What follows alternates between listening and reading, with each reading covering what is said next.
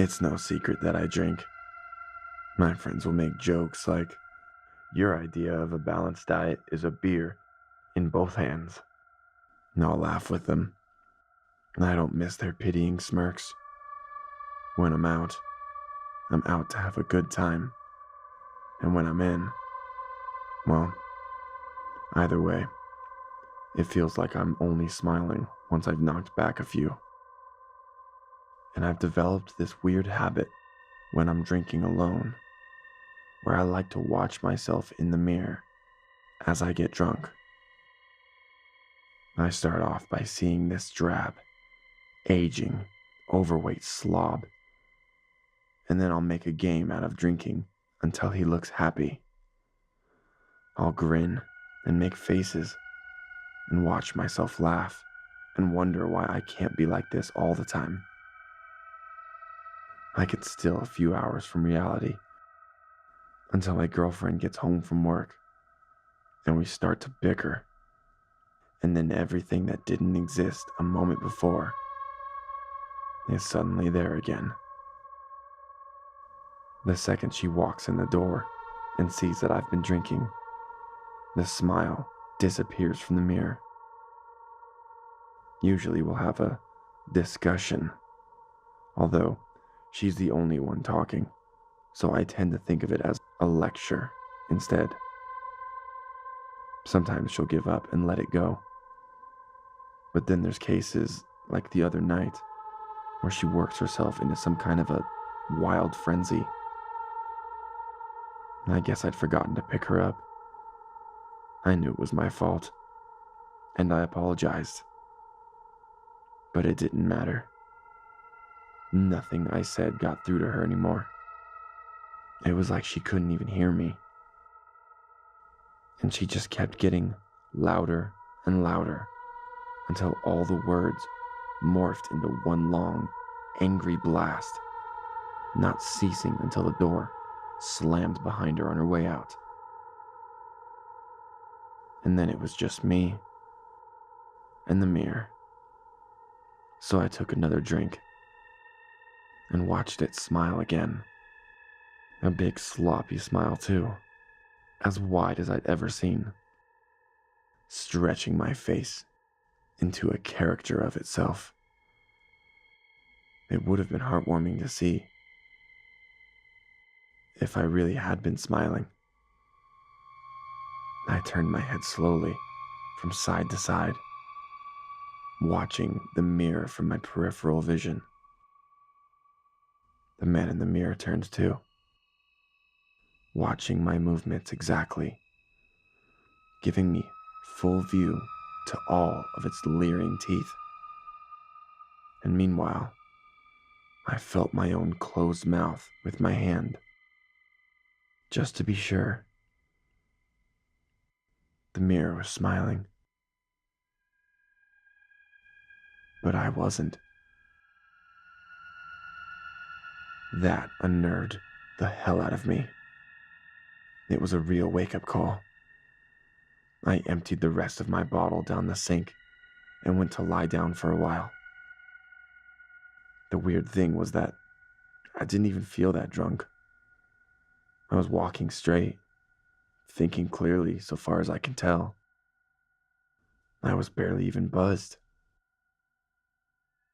Lying there in the dark and thinking about what happened wasn't any better. I felt like I was going to start sobbing, and after about an hour of tossing and turning and hating myself, I got up to use the bathroom, and while I was in there, glanced into the mirror again. I wanted to see myself smile, even if it wasn't real, just to know that it was still possible. I was even more sober than last time. I could feel the miserable weight of it. My reflection, though, a coy dimple at first, but before my eyes began stretching into a beaming grin. I felt my slack, loose face again with both hands, then reaching out to touch the smile in the mirror. My hand tensed into a rigid claw. I didn't feel glass. I felt the warm, moist, tightly pulled lip, the stubble of its face, the curve of its chin. My hand slipping through the mirror as though it wasn't even there. I wasn't afraid exactly, more mesmerized by something so far beyond my understanding. And then when my reflection turned to walk away, it felt like a part of me was leaving with it. I watched myself exit the bathroom on the other side of the glass. Now the mirror showed an empty bathroom. My reflection gone. I touched the glass again and felt the cold, smooth surface. And I was just about to try and sleep whatever this was off when I heard the door open. Immediately I thought, she's back. She changed her mind. And suddenly the mirror didn't matter anymore.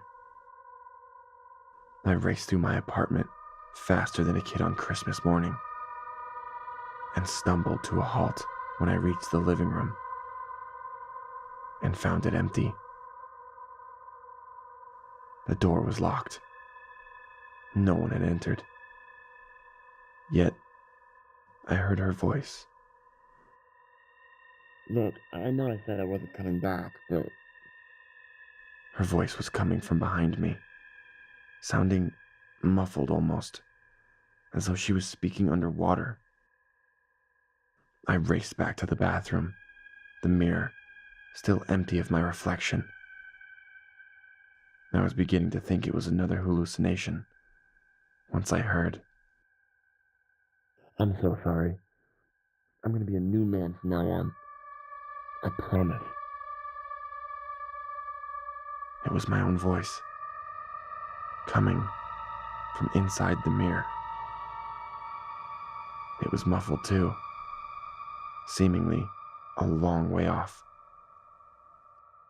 But even if my reflection had left its bathroom and gone to its version of my living room, how could my girlfriend have entered that living room instead of my own? You do look different somehow. She said. I can't quite put my finger on it. Unless, of course, I had somehow changed places with my reflection. If he was in my real living room, and I was behind the mirror. Did you do something with your hair? It's usually parted the other way. She added. I'm just happy to see you, that's all. My voice said. I guess you're not used to seeing me smile. Maybe you're right. It's a good change. I'd climbed onto the counter at this point, an inch from the glass. But still, no reflection to be seen. I mapped the entire surface with my hands, and then harder, pounding my fists against the mirror, watching the entire pane rattle against the wall. Hello? Can anybody hear me? I shouted. If they could. They made no sign. I heard them talking softly for a while, and then she started to laugh. I don't remember the last time I heard her laugh. I was getting desperate at this point. I wanted to smash the mirror to pieces, but I was afraid that I'd block my only route home. I sprinted back into the living room, threw open the door, and searched for something. Anything that could make sense out of this madness. I didn't make it far before I heard her suddenly scream, and I felt compelled to run back to see what was going on. My heart leaped when I saw my reflection again in the bathroom mirror. He was still smiling, even humming to himself while he washed his hands in the sink, washing blood from his hands. I couldn't hold myself back anymore. I threw my whole body against the mirror. It exploded on impact, splintering shards of shrapnel, showing 1,000 bloody hands which rained around me. I didn't stop, hurling myself again and again into the empty frame, smashing and driving each fragment of glass into my hands until there was nothing left but diamond dust. I was heavy for breath when I walked back into the living room, my real living room. And I know it was real because I saw her on the couch,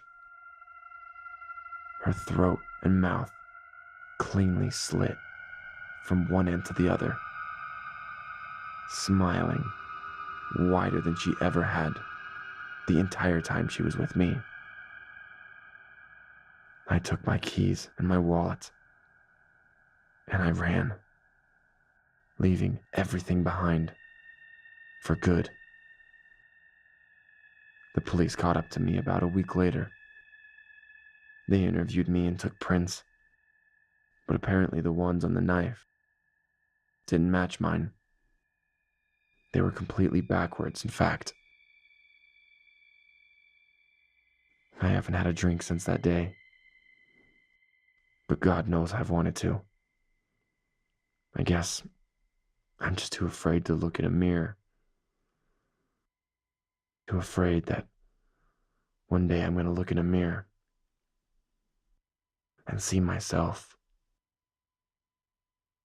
smile.